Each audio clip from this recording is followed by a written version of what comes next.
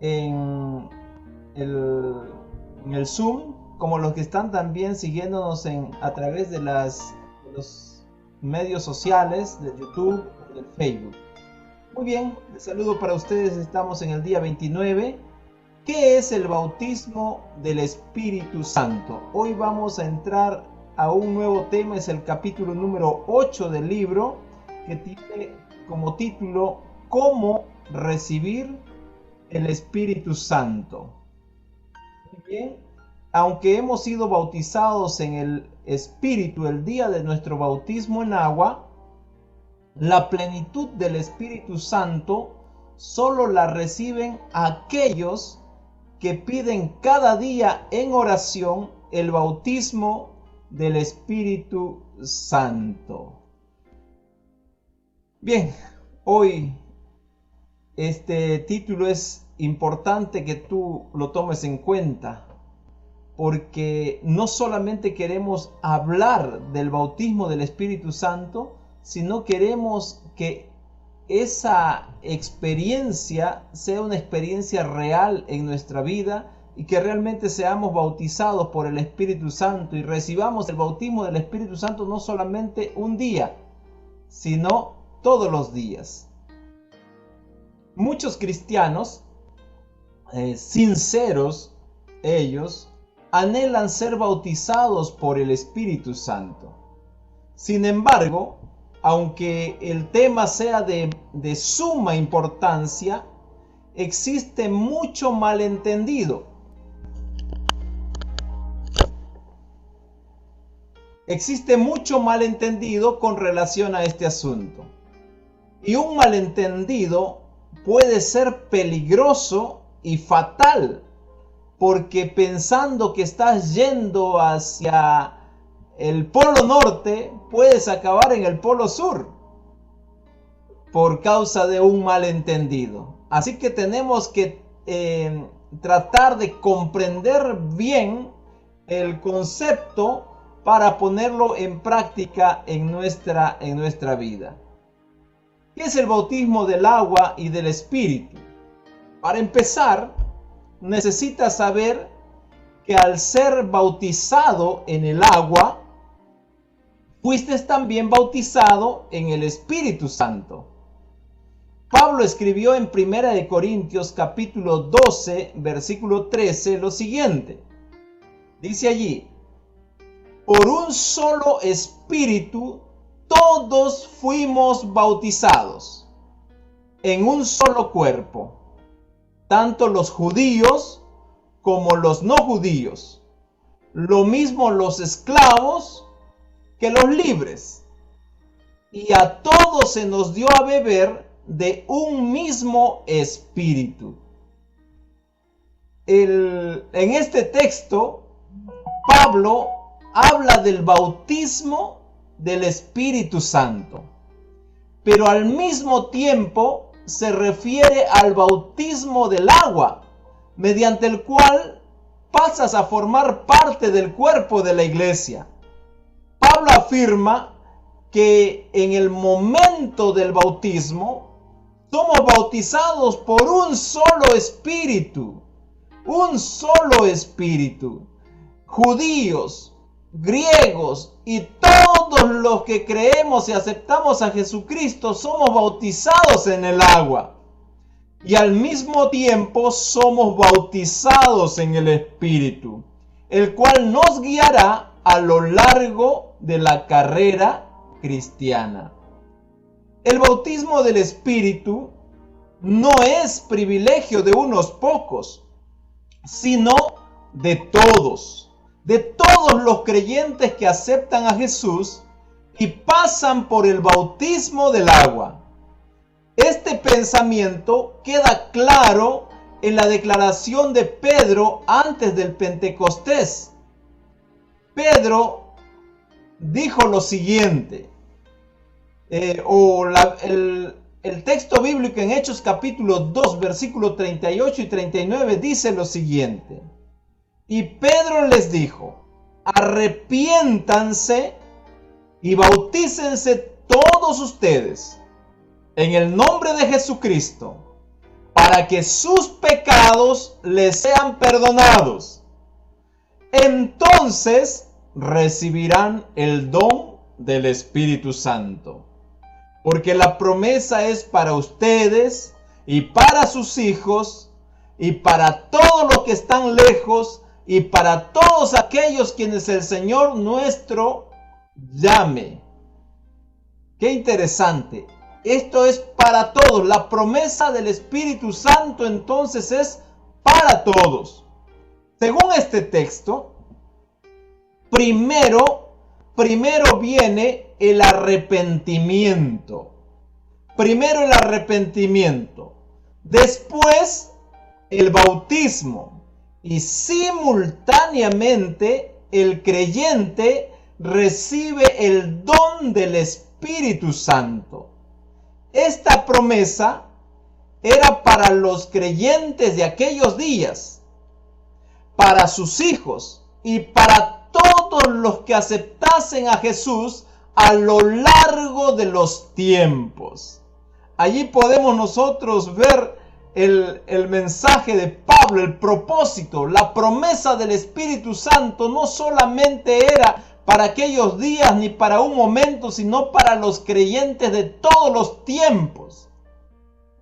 El bautismo del Espíritu, queridos hermanos, no es un evento espectacular ni deslumbrante, sino es una obra serena y transformadora. El Espíritu trabaja en el interior del corazón humano. Y a medida que éste obedece y anda en los caminos de Dios, su vida se transforma, es transformada y sirve de inspiración a las personas que los rodean. Tú recibes el Espíritu, el bautismo del Espíritu en la hora de tu bautismo en el agua. A partir de ese momento, Él desea guiar tus pasos y conducirte por el sendero de la obediencia. Pero si tú te resistes a obedecer su voz, el bautismo del Espíritu no tiene ningún valor para ti. Es decir, tú tienes que estar presto a atender y obedecer la voz del Señor para que el bautismo del Espíritu Santo tenga un valor significativo en tu vida. En otras palabras, el bautismo del Espíritu Santo está directamente relacionada a la decisión y actitud de obediencia a la palabra del Señor. El Espíritu concede poder, pero no es apenas una fuerza poderosa. El Espíritu, queridos hermanos, es una persona, como el Padre y como el Hijo. No es algo, sino alguien. Es simbolizado por el viento, pero no es viento. Es ilustrado como fuego, pero no es fuego.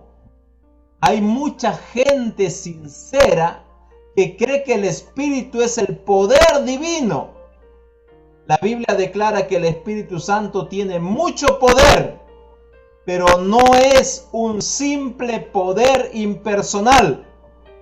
El Espíritu Santo es Dios. Recuerda las palabras de Jesús a sus discípulos antes de su crucifixión. Los discípulos estaban tristes ante la perspectiva de quedarse sin la compañía de su Maestro y Señor. Habían caminado juntos durante 3 años y Jesús había estado con ellos en los momentos de duda y dificultad, pero había llegado la hora de partir. ¿Qué sería de ellos? Jesús los vio tristes y apesadumbrados y les dijo: yo rogaré al Padre y Él les dará otro consolador para que esté con ustedes para siempre. Es decir, el Espíritu de verdad, el cual el mundo no puede recibir porque no lo ve ni lo conoce. Pero ustedes lo conocen porque permanece con ustedes y estará en ustedes. No los dejaré huérfanos.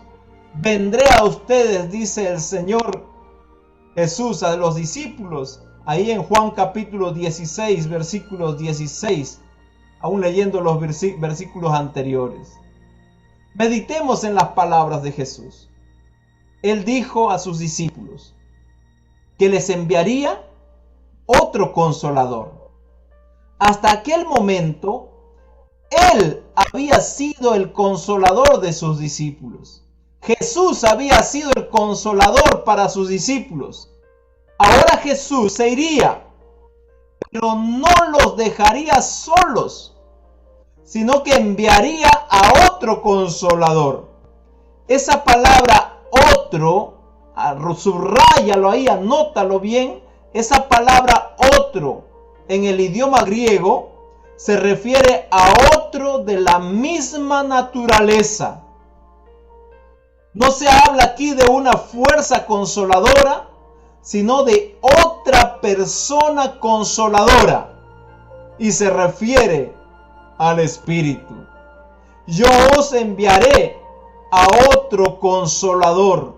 No los dejaré solos, dice el Señor. Es la promesa del Señor Jesús a los discípulos y a todos los que creerían en Él a través de ellos.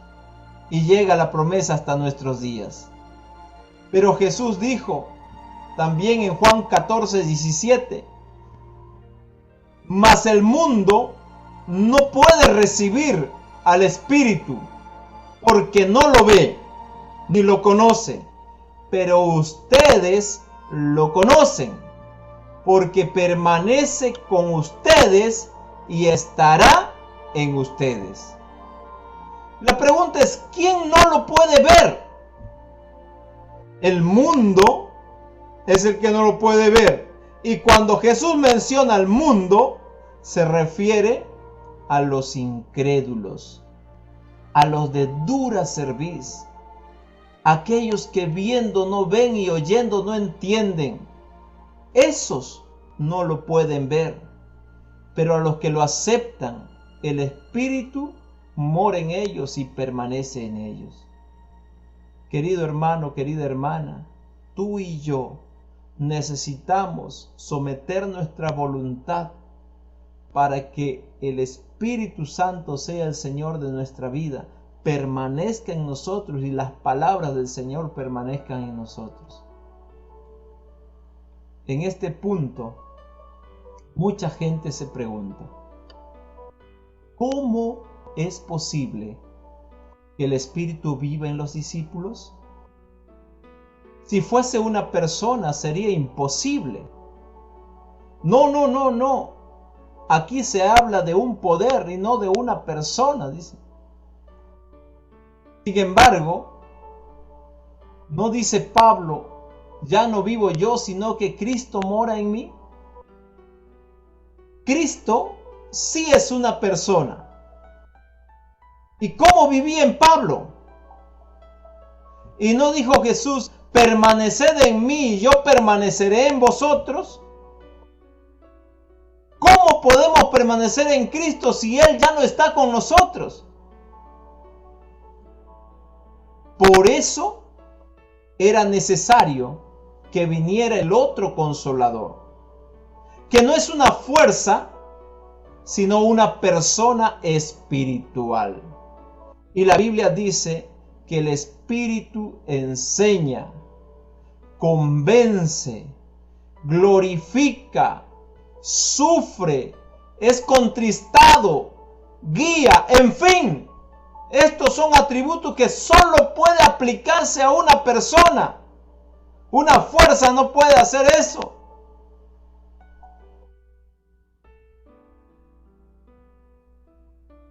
Como hoy comprobaste que el Espíritu Santo es una persona, así como el Padre y el Hijo, y que hay necesidad de que recibas el bautismo diario del Espíritu Santo, entonces te invito a realizar las siguientes actividades.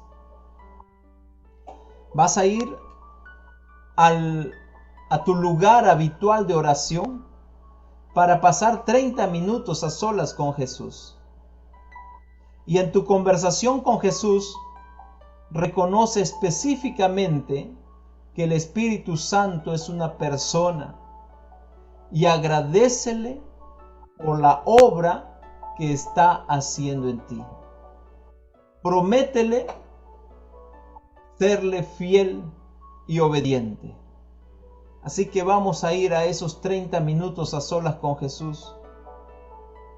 Reconoce al Espíritu Santo como una persona y somete tu corazón, tu voluntad. Deja que el Espíritu Santo more en ti. Vamos a esos 30 minutos a solas con Jesús y a conocer más a la persona del Espíritu Santo, conversando con Jesús y con el Espíritu Santo en ese momento de comunión con Dios. Que Dios te bendiga en esta mañana.